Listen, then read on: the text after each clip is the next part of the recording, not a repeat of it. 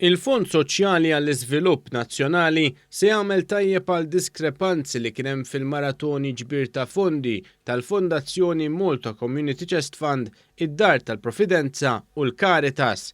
Dan wara anomalija fis-servizzi tat-telefonija li waslet għal diskrepanza bejn l-ammont imħabbar u dak verament miġbur. Mill-fond se jingħataw total ta' €1,000,000. €500,000 se jingħataw lil Malta Community Chest Fund, €350,000 se jmorru għand id-Dar tal-Providenza u €150,000 oħra se jingħataw lil Caritas.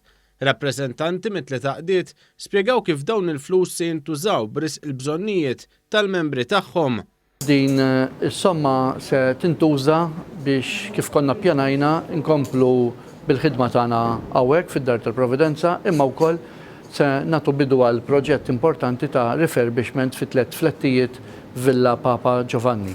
Dawn il-fondi ħajmorru għas-servizzi li jagħtu għajnuna għal persuni li qegħdin varjetà ta' problemi soċjali fosthom is-solitudni, il-faqar, l-alkoholizmu, il-gambling. F'ċirkostanzi bħal dawn l-inizjattiva laħal il-Ministeru apprezzat ammens għax ġan huwa problema biex tiġbor il-fondi bħalissa fi żmien ta' pandemija, ġifieri ħanajdu hekk l-inizjattiva ntlaqat tajjeb ħafna. Il-kap eżekuttiv tal-NDSF, Ray Ellul, spjega kif din lotja tgħaddi messaġġ ta' apprezzament lil laqdiet volontarji li ma tħallewx weħidhom f'mument ta' bżonn.